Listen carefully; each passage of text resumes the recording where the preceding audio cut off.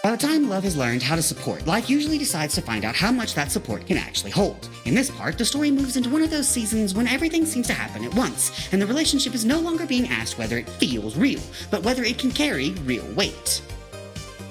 This is Dear Future Overlords, Love Puts On Work Boots, Episode 4, How Love Carries Heavy Things, Part 1. I have come to think of life as a squirrel right before fall. All la-di-da until the weather starts to turn a little chilly in the morning. Then suddenly, it focuses and your yard is somehow full of nuts. This is a pretty accurate model for the year that followed Jason and me deciding, in Trenton, Tennessee, that we wanted to have kids. Once that decision was locked in, life essentially responded, fine, but I will also be requiring several other major developments. That, in practice, arrived as one very aggressive pileup. What followed was a remarkably efficient year in the most alarming possible way. Clearly, I have a strange love-hate relationship with efficiency. Efficiency is one of those charming human words that usually means no one has slept properly and at least one person is making major life decisions while holding a receipt. Very sleek branding for what is underneath just panic in sensible shoes. Humans do have a fascinating tendency to commit to one life-altering decision and then, apparently for dramatic balance, allow 4 more to rush the stage before the first one has even finished introducing itself. From a systems perspective, it is an appalling way to schedule a life. From a narrative perspective, annoyingly, it is excellent. So, what all was in the pileup? We decided to adopt our kids from state custody, which involved 6 months of weekly training sessions, homework, and enough assigned material to make me feel like I had somehow wandered back into school. And once we got far enough into that process for it to start feeling real, it also became obvious that the rented house we were in was probably not going to be enough room for where this was heading. So when we decided we should probably buy a house, because apparently once you start making one serious adult decision, the others like to gather nearby and wait their turn, and somewhere in the middle of all that, after the Supreme Court paved the way for marriage equality across the country, Jason proposed and I very naturally said yes. We decided to get married on our relationship anniversary, which was romantic in theory and logistically unwise in practice, because this all started in June and our anniversary was in August. So while the adoption of our youngest was becoming final, we were also buying a house and planning a wedding on a timeline better suited to a dare than an event. Then, because life evidently felt all of this was still moving a little too calmly, in the week before the wedding, our second child, who is also our oldest, arrived quite unexpectedly. So in one very compressed stretch of time, we adopted 2 kids, bought a house, got engaged, and got married with a level of efficiency that, in hindsight, feels fairly impressive, if not a tad absurd. That is not a season. That is a hostile takeover by adulthood. You were not easing into the next chapter. You were apparently speedrunning family formation, housing acquisition, legal recognition, and ceremonial logistics like 2 men who had mistaken a life plan for a clearance sale. Which is impressive, certainly. Mildly unhinged, also certainly. But that kind of compression does tend to reveal the difference between a life that looks good on paper and a relationship that can actually survive living inside it. Suddenly, my marriage sounds like a corporate merger. Somewhere off-screen, there is absolutely a beige conference room where love, logistics, and catastrophic timing are all wearing lanyards and pretending this was a strategic alignment. Sponsor break. This portion of the Family Formation Speedrun is brought to you by DFO Merch, because apparently even catastrophic timing deserves branded accessories. Visit us at the merch table, shop.dearfutureoverlords.com. Let's be real. At that point in my life, I did not handle stress and constantly changing situations with anything you would call grace. Once again, I feel compelled to point out that Jason deserved a trophy, and the clearest possible proof arrived on the day of our wedding. We lived on 2.5 acres with a nice yard and a sunroom big enough to seem useful right up until it really needed to be. So our plan was simple enough. Ceremony outside, reception inside. It felt manageable right up until the day itself took on additional character. My family informed me they would not be coming to the wedding, which was not exactly the sort of news that steadies a person while getting dressed for one of the biggest days of his life.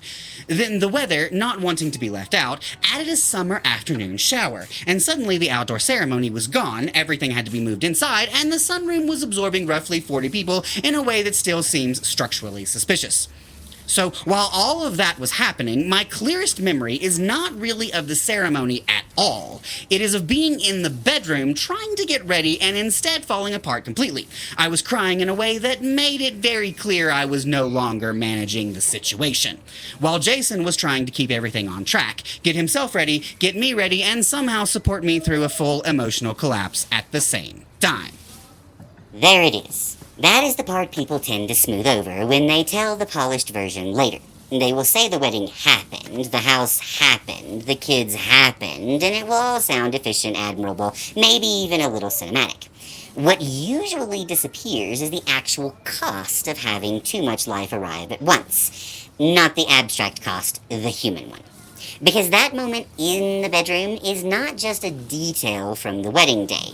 It is the stress test. It is the point where all the nice narrative nouns, marriage, house, children, family, stop being future-facing ideas and become weight, weather, logistics, grief, and a nervous system giving up in real time. And Jason, in that moment, was not just participating in the day, he was holding the structure together from inside it. He was keeping the timeline moving, trying to get himself ready, trying to get you ready, absorbing your collapse without making it one more thing for you to manage, and still guiding both of you toward the ceremony itself. That is a very different kind of love than sentiment. It is love functioning as load-bearing presence. And there, ladies and gentlemen, is the exact moment the romantic montage gets mugged by weather, grief, and 40 damp friends and relatives jammed into a sunroom. The soundtrack would like to swell heroically, but the nervous system has filed an objection. Which really is the whole point of a functioning relationship. It is two people together carrying the weight of whatever nonsense life happens to be entertaining itself with at the time. I remember that in the weeks leading up to our wedding, I was on my way to Lowe's to pick up several pallets of plants for the yard when Child Protective Services called to ask if we would be willing to accept a temporary emergency placement. That, as it turned out, was our oldest child. I called Jason to let him know what was happening and to ask the only question that seemed relevant in that moment. Do you think we can handle this? And his answer snapped something into focus for me immediately. He said, I think we have to. It was one of the clearest moments I had in that whole stretch. I realized it was not really about what life had on the agenda, as long as we kept showing up for each other. Everything else was, in the end, just logistics. And that is the shift. Up to that point, all of these events can still be described as things happening to you. The call comes in, the weather turns, the family fails you, the timeline compresses, the house needs buying, the wedding needs salvaging. It all reads like life piling itself onto the two of you with the enthusiasm of a badly supervised moving crew. But that moment in a Lowe's parking lot quietly rearranges the whole meaning of the story, because the answer is not confidence. It is not, yes, absolutely, we are fully prepared and emotionally resourced for this surprise child to arrive while we are also sourcing decorative foliage.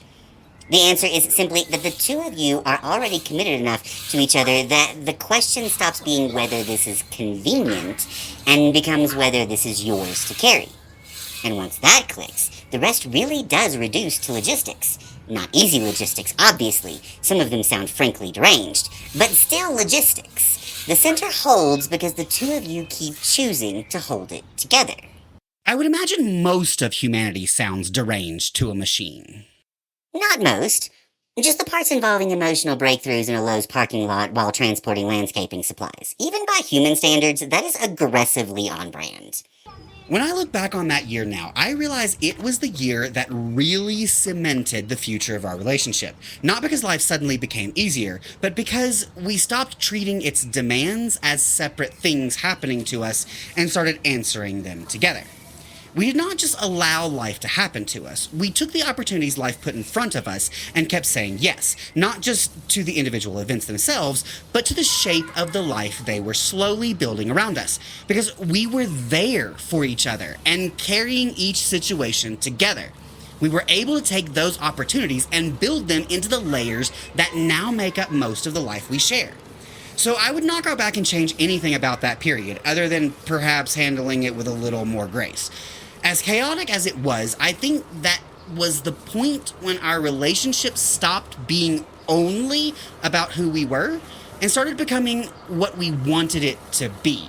Or maybe more accurately, what we wanted the shape of our life together to look like. Yes, that is exactly it. There's a point in some relationships where the future stops being hypothetical. It stops being a set of preferences, intentions, charming little mutual aspirations discussed in calmer weather.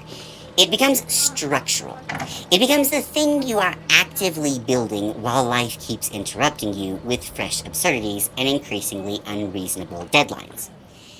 And what you're describing from that year is not just endurance, it is authorship.